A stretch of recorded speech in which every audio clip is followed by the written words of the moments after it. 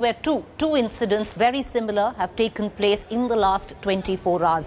One has been reported from Lakhimpur Kheri. The incident of violence reported there, a disturbing video emerged from Lakhimpur Kheri, where the proposer of an SP candidate was allegedly manhandled. In this video, several men can be seen manhandling this woman who is an Samajwadi Party worker. The woman candidate also alleged that her sari was yanked and that BJP workers attacked her to stop her from filing nomination papers. It's not just her allegations, viewers. There is documentary evidence in both the incidents that it has taken place.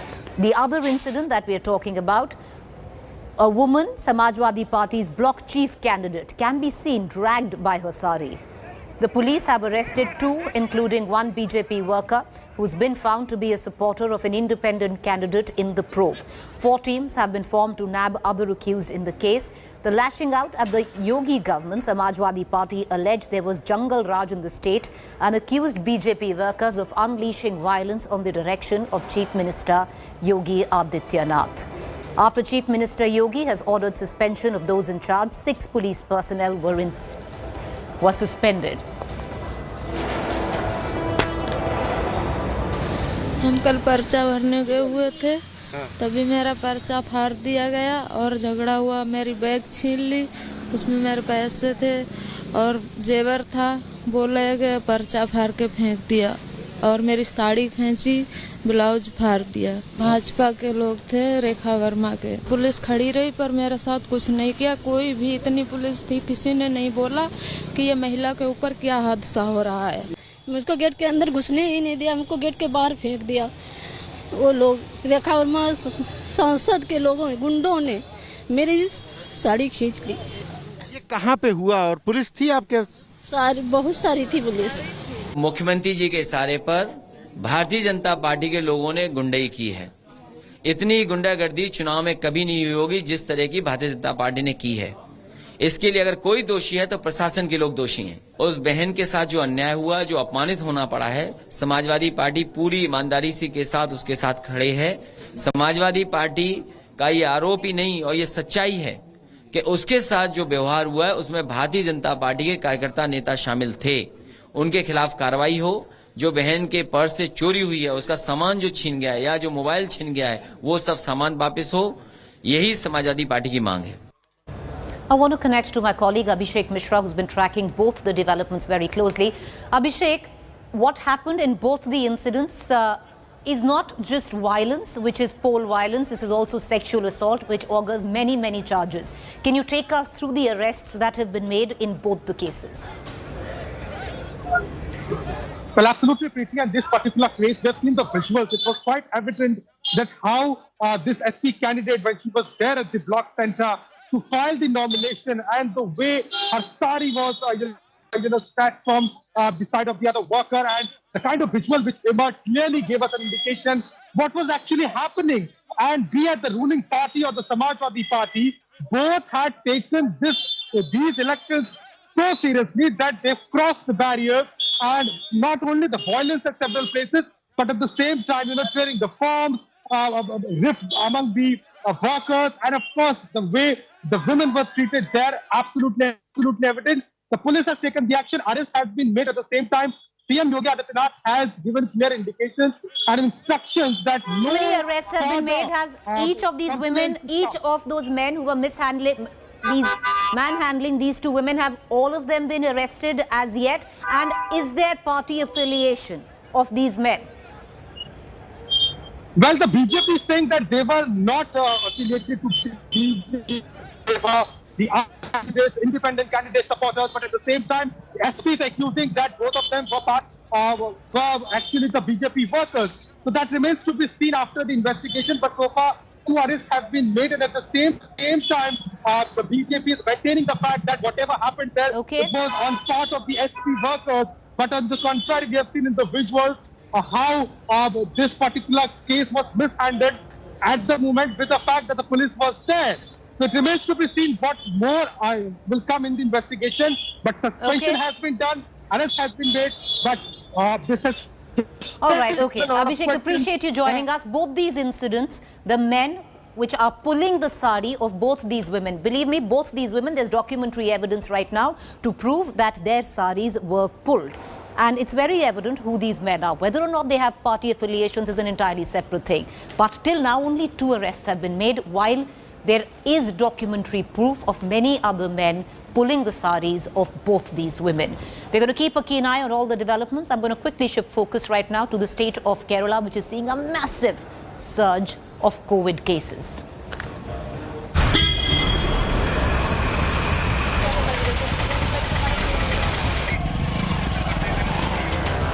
Till a few months ago, Kerala was hailed for its containment of coronavirus. In the first wave, it had managed to keep the death rate below 0.20%. In the second wave, it managed to keep it below 0.45%. But now, situation isn't all that well.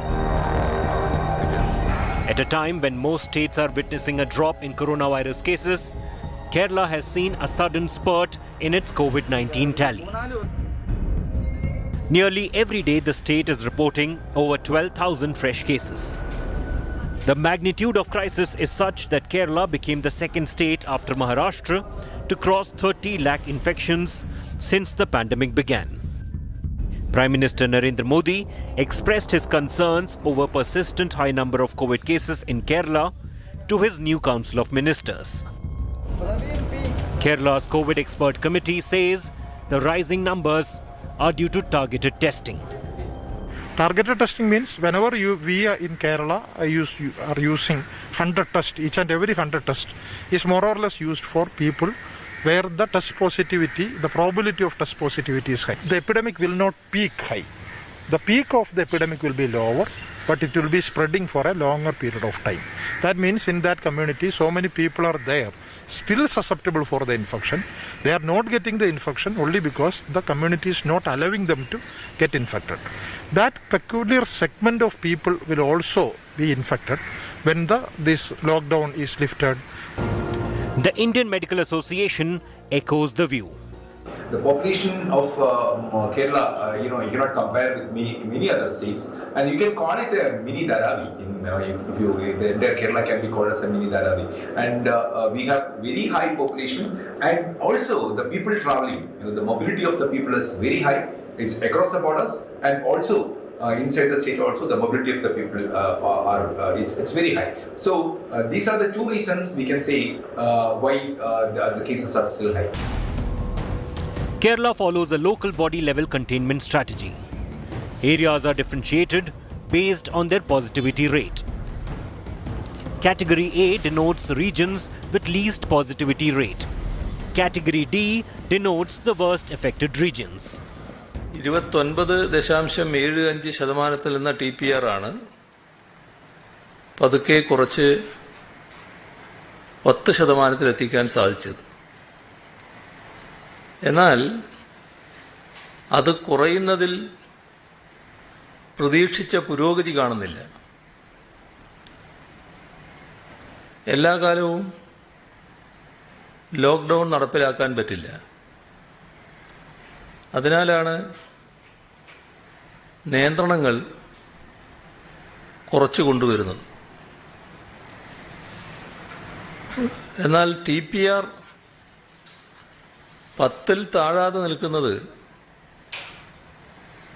ഗൗരവമായ പ്രശ്നം തന്നെയാണ്. Opposition too has backed government's containment policy. We have given unconditional support to the government because when the pandemic situation, the people are in a panic situation. People are dying. So many persons are in the hospitals, serious conditions. And when we are positive, we are anxious about our parents and our children. But we have raised one issue on the floor of the assembly that government is trying to underrate the COVID deaths. Even as experts and politicians cite various reasons for Kerala's rise in COVID-19 numbers, the fact remains that tens of thousands are turning positive each day and hundreds of them are dying. It will indeed be a huge task ahead for the government, balancing life and livelihood in the days and months to come. With camera representing Kurat Shekaran, Gopi Krishnan, Thiruvananthapuram for India Today. All right, viewers, cases in Kerala rising. However, the experts have clearly warned of a third wave. And a quick focus on our politicians who are not quite shy of violating every COVID norm and rule.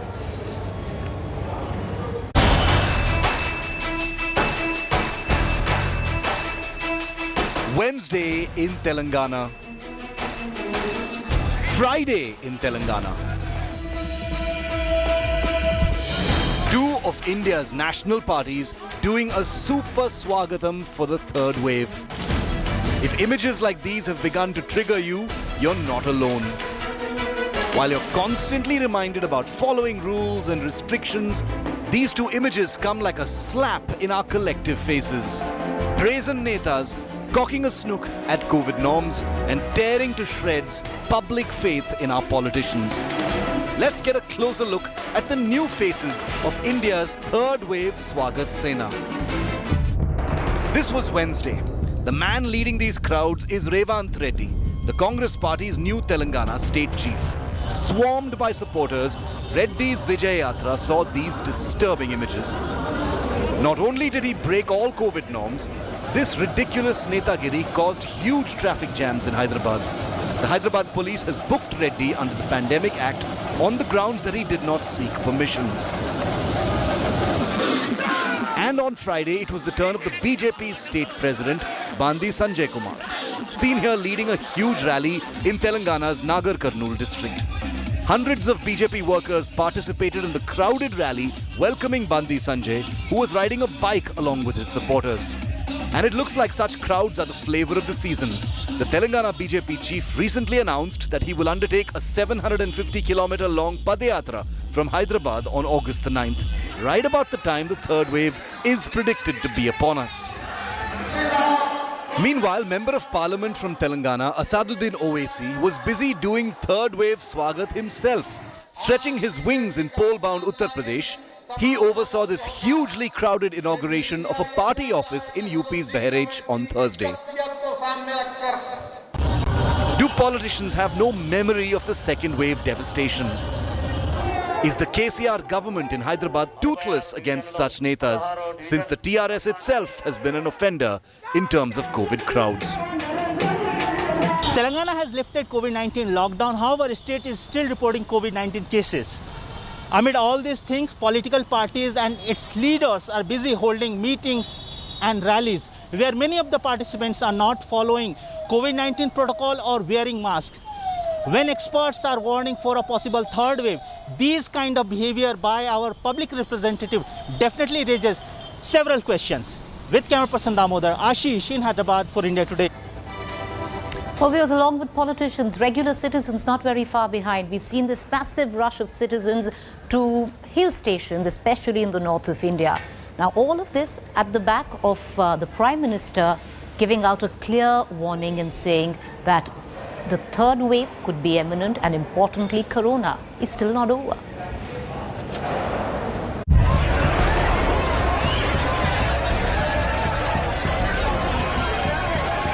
Maskless tourist at Kempty Falls in Mussoorie, throwing all social distancing norms to the wind. Tourists flocking to the hills without any precautions. As pandemic revenge travel continues unabated, Prime Minister Narendra Modi has issued an alert. With fears of possible third wave looming large, PM Modi's big warning came at the first cabinet meet after the big reshuffle. In the meeting, the PM expressed concerns over the brazen COVID rule violations. The PM told his Council of Ministers that images of crowded places and people moving without masks is not a pleasant sight. PM Modi added that there should be no place for carelessness and complacency. A single mistake would have far-reaching consequences. The PM's warning comes even as thousands are heading to the hills to get a respite from the heat wave that is scorching the North Indian plains.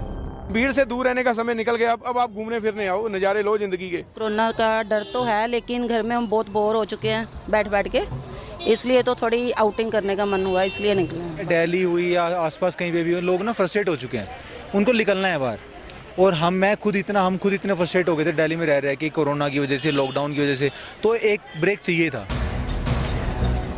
So far, all warnings by the government have fallen on deaf ears. Clearly दिख रहा है कि एक स्थाई पर, जिसे एक term भी बोली गई है, रिवेंज ट्रैवल, कि लोग जो घर में बैठे थे, जो रेस्ट्रिक्शन का समय था, अगर रेस्ट्रिक्शंस खोल दी गई तो वायरस खत्म हो गया है।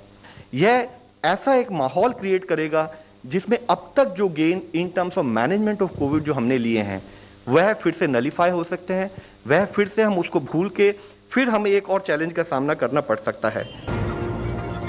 Though daily cases have plummeted, there is no room to drop guard. But if COVID deaths don't mend their ways, we will be inviting a third wave upon us. Bureau Report, India Today. All right, viewers, let's quickly move on right now to the contentious Uniform Civil Code. The latest is that the Delhi High Court has batted for the needs of a common law across India. While backing the need for the Uniform Civil Code in the country, the court has asked the centre to take the necessary steps in the matter. The court stressed on the need of uniform principles in respect to marriage, divorce, succession. The court further noted that modern Indian society is gradually becoming homogeneous. The comment was made by the bench of Justice Pratibha Singh while giving a judgment in a case involving divorce plea by a woman belonging to a scheduled tribe community. Welcome back, viewers. You're watching a fact-check segment where we bust certain claims masquerading to be facts on social media platforms and WhatsApp group. There's a claim that footballer Ronaldo was reciting the Quran in a mosque. The fact-check on that, the man in the viral image is Ronaldo's doppelganger, not quite him. With that quick fact-check, time for us to go into a quick break. To stay with us. On the other side is To The Point.